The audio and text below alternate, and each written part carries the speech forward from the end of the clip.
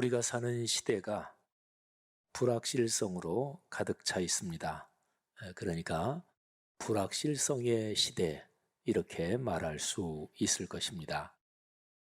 그런데 이 표현 불확실성의 시대, 이 표현은 1977년, 벌써 한참 옛날이죠. 그때에 존 케네스 갈브레이드라는 경제학 또 경제 사상을 연구한 그 교수가 펴낸 책의 이름입니다. 갈브레이드 교수는 그 당시 시대가 불확실하다, 이렇게 이제 표현을 한 거죠. 근데 주로 경제 상황과 연관해서 전 세계 경제가 돌아가는데, 그때까지는 경제 상황을 설명하는 이론들이 아주 고전적으로 아담 스미스라든지 또 쭉 내려와서 케인즈라는 사람의 이론이든지 하여튼 유명한 경제학자들의 어떤 이론 또는 사상이나 철학, 그걸 가지고 전 세계 경제를 설명을 했습니다. 그리고 그 전 세계 경제를 그 이론에 따라서 예측을 하기도 했고, 근데 이제 갈브레이드라는 교수가 그게 이제 효력이 없어졌다, 그게 맞지를 않는다, 오늘날 세계 경제가 돌아가는 것을 전통적인 경제 이론 그 어느 것으로도 설명할 수가 없다. 그러면서 갈브레이드 교수는 특별히 그 당시의 세계 경제가 오일 쇼크를 경험하고 나서 도무지 설명할 수 없을 정도로 돌아가는 상황을 불확실성의 시대라고 표현했습니다. 그런데 이제 그런 상황 속에서 바로 몇 년 후에 영국의 최초의 여성 총리 마가릿 대처가 총리가 된 게 79년이고요. 그리고 바로 1년 뒤에 미국의 로널드 레이건이 대통령이 되지요. 그리고 이제 미국, 영국, 전 세계적으로 가장 강력한 나라들 아니겠어요? 여기에서 강력하게 추진을 해서, 그래서 이제 전 세계 경제가 그쪽 방향으로 강력하게 가속 페달을 밟고 움직이기 시작했는데, 그게 이제 신자유주의 경제입니다. 저도 경제에 대해서는 문외한이지만 상식적으로 쉽게 한번 설명을 해보면, 전 세계 시장을 관세나 이런 거 가능한 대로 없애고 시장을 큰 덩어리로 하나로 만들자. 그러면 상품 생산이 증가하고 또 전 세계적으로 교역이 활발해져서 그래서 인류 전체가 잘 살게 될 것이다. 그때부터 한 40년 동안을 전 세계는 그런 방향으로 걸어왔습니다. 그런데 그 덕분에 전 세계적으로 호황이, 그러니까 사람 삶이 상당히 괜찮아진 것은 사실입니다. 그런데 빈부격차가 천문학적인 수준으로 점점 더 벌어졌고, 돈을 많이 버는 사람은 그야말로 보통 사람으로 조라는 단위가, 이게 사실은 말은 하지만 구체적으로 상상이 안 가는 단위인데, 돈 많이 버는 사람은 몇십조, 몇백조 단위로 돈을 벌고, 그리고 전세적으로 기근, 그리고 가난해서 삶이 힘든 그런 거는 개선이 된 건 아니고 계속해서 그렇게 어려움을 겪게 됐습니다. 그래서 이제 요즘은 근한 10여 년 전부터 이미 이런 상황 속에서 돈을 많이 벌고 이른바 성공한 사람들, 그 사람들이 먼저 이렇게는 세계 경제가 갈 수 없겠다. 왜냐하면 그 가진 사람들이 다 머리가 좋은 사람들이니까 그 사람들이 생각할 때 계속 이렇게 가다가는 자기들이 가진 그 재산, 그 부를 지키고 유지하기가 힘들다고 판단을 한 거지요. 그래서 전 세계가 어떻게 새로운 경제 시스템으로 살아가야 될 것인가, 오늘날 전 세계 지도자들이 고민하고 있는 문제지요. 77년 존 케네스 갈브레이드 교수가 불확실성의 시대, 이 책을 펴낼 70년대 후반, 그때는요 경제 상황이 불확실했습니다. 그런데 우리가 살고 있는 지금 오늘날 상황은 경제만이 아닙니다. 그러니까 불확실성이 인간 삶에 전방위적으로 불확실성의 이 파고가 또는 짙은 안개가 우리를 불안하게 하고 있습니다. 경제, 정치, 군사, 외교, 또 전쟁과 질병, 그리고 환경과 자연재해 등 인류의 삶을 전방위적으로 불확실성이, 불안이 압박하고 있습니다. 오늘날은 통계조사나 이런 거라는 전문가 그룹도 5년 뒤를 자신 있게 예견하거나 예측하는 건 거의 불가능하다고 보고 있습니다. 10년 뒤는 그거는 말할 것도 없죠. 성도 여러분, 우리가 살고 있는 이런 상황을 한번 이렇게 스케치를 해봤습니다. 이게 우리의 삶의 현실입니다. 이런 상황에서 희망의 등불이 희미합니다. 사람은 희망을 가져야 살 수 있잖아요. 그러니까 지금 이후로 앞으로 걸어갈, 앞으로 살아갈 이 삶의 여건이 좋아질 거다, 긍정적으로 진행이 될 거다, 이럴 때 사람은 희망을 가질 수가 있습니다. 그러니까 희망의 샘은 지금 이후로 걸어갈 미래를 긍정적으로 확신해야 그 샘이 솟는 거죠. 사람은 지금 현재가 제 아무리 삶이 편하고 또 성공한 그런 열매들이 있고 경제적으로 넉넉하고 몸이 건강하고 아들, 딸, 손주들 다 잘들 지내고 그러면 사람은 행복하잖아요. 그런데 만일에 1년 뒤, 2년 뒤 이게 진짜 힘들어질 거다, 아주 큰 어려움이 닥칠 거다, 이렇다 그러면 사람은 행복을 누릴 수가 없습니다. 사랑하시는 여러분, 사람은 희망을 먹어야 삽니다.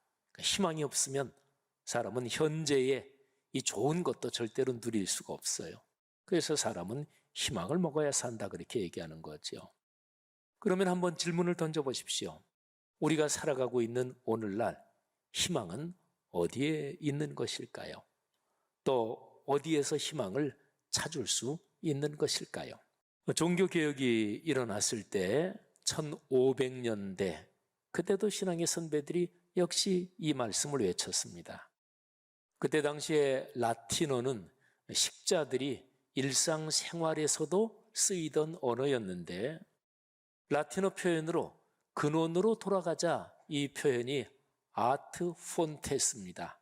아트, AD, 이거는 무엇으로 무엇을 향해서, 이런 뜻이고, 폰테스, 이게 바로 이제 샘이라는 말입니다.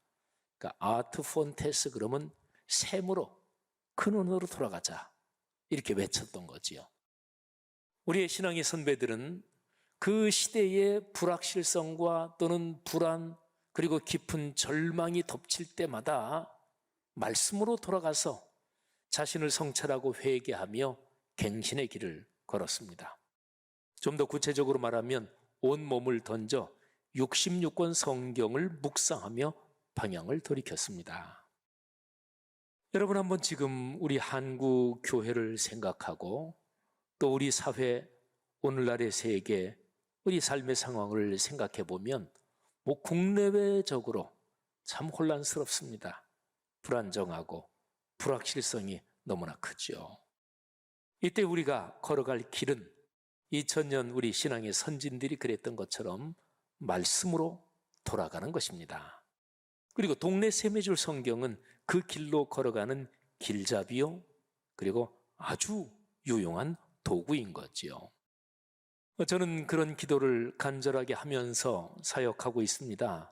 하나님께서 21세기에 5분의 1을 지나고 있는 인류와 그리고 하나님의 교회를 새롭게 하시려고 우리 말씀삼 공동체를 들어 쓰시고 있다고 믿습니다. 그리고 동네 세매줄 성경을 하나님의 도구로 사용하신다는 것을 믿고 또 더욱 하나님께서 그렇게 사용하시기를 간절히 소망하고 있습니다. 우리 성도 여러분들 모두의 기도 또 간절한 바람에도 이게 중심에 있기를 주님의 이름으로 권면하며 축복합니다. 불확실한 상황에서 모두가 불안에 휘둘리고 있었던 그 시절에 나는, 그리고 우리 말씀삼 공동체는 말씀에서 희망의 빛을 보면서 길을 걸어갔다. 이렇게 회고할 수 있기를 간절히 바라고 있습니다. 사랑하신 여러분, 그런 기쁨이 있기를 주의 이름으로 축복합니다. 자, 대림절 첫 주일은 1년 교회력에 시작하는 날입니다. 자, 이 시작하는 날 우리가 사는 세상에 있는 불확실성, 절망, 그런데 여기에서 희망의 빛은 예수 그리스도께서 세상에 오시는 그 사건, 말씀이 사람이 되신 사건에서 찾을 수 있는 거지요. 이게 바로 요한복음 1장의 메시지입니다. 자, 말씀이 우리에게 다가오면 어떤 일이 일어날까요? 생명의 힘이, 신체의 생명부터 시작해서 정신과 영혼, 하여튼 생명 있는 존재로서 총체적인 생명의 힘이 건강해지고 강해지고 찬란해집니다. 그러면서 희망의 빛을 볼 수 있게 돼요. 그거는 당연한 일입니다. 왜냐하면 요한복음 1장 그 처음 몇 절에 보면 하나님의 거룩한 말씀, 아니 하나님 자체이신 그 말씀, 그 안에 생명이 있다고 기록이 되어 있고, 그리고 그 생명이 이 세상에 비추면서 사람들에게 밝은 빛을 비춰주는 참된 빛이라고 말씀하고 있습니다. 자, 여러분, 그러면 이렇게 좀 중간 결론을 내릴 수 있습니다. 오늘날 희망이 어디에 있나요? 또 어디에서 희망을 찾을 수 있나요? 희망을 먹어야 살 수 있는데 말이죠. 중간 결론은 이겁니다. 말씀이 오시면 희망이 열립니다. 아니, 말씀 자체가 희망입니다. 불확실성이라는 불길한 징조가 탕류처럼 세계를 휩쓸고 있는 이 시대에 저는 대림절 기간 내내 말씀과 희망, 이런 큰 주제로 계속해서 설교를 진행하려고 합니다. 자, 요한복음 1장, 제일 첫 번째로 우리가 묵상할 말씀인데, 요한복음은 21개 장으로 구성되어 있죠. 그런데 전체 요한복음의 서론이 1장 1절부터 18절입니다. 그런데요, 이 서론이 참으로 광대하고 장엄합니다. 그리고 그 뜻을 헤아릴 수 없을 정도로 너무너무 깊습니다. 성경에는 이런 구절들이 있어요. 진짜 참 은혜로운 구절이고, 야, 참 좋다. 그래서 이제 묵상하고, 또 우리 같은 설교자들, 목사들은 뭐 주석도 보면서 연구도 하고 공부하잖아요. 그래서 야, 이런 은혜로운 뜻이 들어있었구나 하고 충분히 은혜를 받았는데, 나중에 그 말씀을 또 묵상하고 들여다보면 전에는 전혀 깨닫지도 못하고 생각하지도 못했던 은혜가 그 말씀에서 또 다가오고, 그래서 도무지 그 끝을 알 수 없는 그런 말씀들, 그런 성경 본문이 있습니다. 뭐 여러 군데 많지만 저한테는 특별히 창세기 1장, 그리고 에베소서 1장, 요한복음 1장, 그런 게 바로 그러한 구절입니다. 자, 요한복음 1장 1절부터 18절 이 서론에서 가장 중요한 핵심 내용만 이어보겠습니다. 그게 오늘 설교 본문이에요. 1절부터 3절, 그리고 14절, 18절. 그런데 이렇게 건너뛰면서 읽는데 절수를 빼고 읽으면 이게 건너뛰어서 읽는 건 줄을 전혀 알지 못할 정도로 아주 자연스럽습니다. 한번 제가 절수를 뺀 거를 읽어보겠습니다. 태초에 말씀이 계시니라. 이 말씀이 하나님과 함께 계셨으니 이 말씀은 곧 하나님이시니라. 그가 태초에 하나님과 함께 계셨고 만물이 그로 말미암아 지은 바 되었으니 지은 것이 하나도 그가 없이는 된 것이 없느니라. 말씀이 육신이 되어 우리 가운데 거하심에 우리가 그의 영광을 보니 아버지의 독생자의 영광이요 은혜와 진리가 충만하더라. 본래 하나님을 본 사람이 없을 때 아버지 품속에 있는 독생하신 하나님이 나타내셨느니라. 아멘. 아주 자연스럽죠. 그 얘기는 1절부터 3절, 14절, 18절 요게 요한복음 서론의 핵심 내용이라는 거예요. 그러면 한번 조금 더 한번 살펴 들어가 보겠습니다.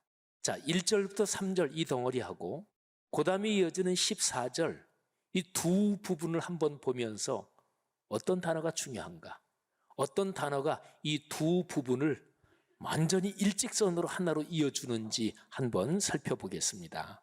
자, 1절부터 3절. 태초에 말씀이 계셨다. 이 말씀이 하나님과 함께 계셨는데 이 말씀이 곧 하나님이시고 그리고 세상 모든 만물이 말씀으로 창조됐다. 자, 그런데 14절 보면 바로 그 말씀이 사람이 되셔서 이사 오셔서 우리와 같이 살게 되셨다. 여러분, 어떤 단어인가요? 아주 쉽죠. 말씀입니다. 태초부터 계셨던, 아니 하나님 자체이셨던 그 말씀이 이 세상에 사람이 돼서 오셨다, 그런 거죠. 자, 그러면 14절과 18절을 이어주는 단어를 또 한번 찾아볼까요? 자, 14절. 말씀이 육신이 되어 우리 가운데 거하셨다. 우리가 그 영광을 보니 아버지의 독생자의 영광이요 은혜와 진리가 충만하더라. 자, 아버지의 독생자, 하나님 아버지의 독생자. 이 독생자는 피조된 존재가 아닙니다. 영원 전부터 아버지와 같이 계셨던 아버지의 독생자. 그런데 18절에 본래 하나님을 본 사람은 없다. 그런데 아버지 품속에 있는 독생하신 하나님이 하나님 아버지를 보여주셨다. 여러분, 18절에는 아버지 품속에 있는 독생하신 하나님, 14절에 있는 아버지의 독생자, 이것보다 좀 더 발전시켜서 아버지 품속에 있는 독생하신 하나님, 이렇게 표현을 하고 있죠. 여러분, 연결시켜주는 단어, 하나님 아버지의 독생자, 그분이 바로 하나님을 보여주셨다. 여러분, 여기에서 아주 중요한 메시지가 있습니다. 18절 처음에 있는 건데요, 본래 본디 하나님을 본 사람은 누구도 없습니다. 아무도 하나님을 보지 못했어요. 요한복음을 쭉 읽어 내려가다 보면 14장쯤에 가서 빌립이 예수님한테 이렇게 요청을 합니다. 주님, 우리에게 하나님 아버지를 좀 보여주십시오. 그러면 우리가 좀 불안을 떨치고 안심할 수 있겠습니다.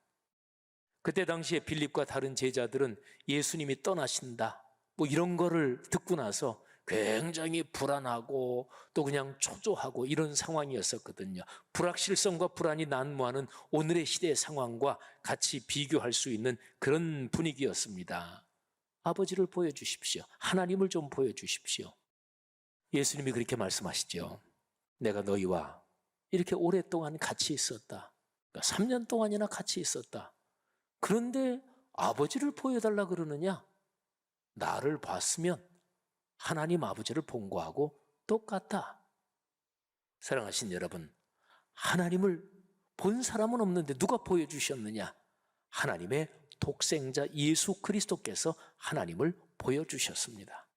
여러분, 여기에서 우리가 우리 신앙에, 우리 기독교 진리에 가장 근본으로 삼을 무지무지하게 중요한 그런 내용이 여기에서 나올 수 있습니다. 여러분, 모든 것의 시작은 하나님이십니다. 시작은 사람이 하는 게 아니에요. 시작은 하나님입니다. 그러니까 영원 전부터 영원까지, 그때는 시간이 없었던 거죠. 오직 하나님만 계셨습니다. 그런데 그때에 바로 절대 무의 상황에서 하나님께서 당신의 뜻을 펼치신 거예요. 그러면서 유가 생긴 거예요. 창조가 바로 그런 거예요.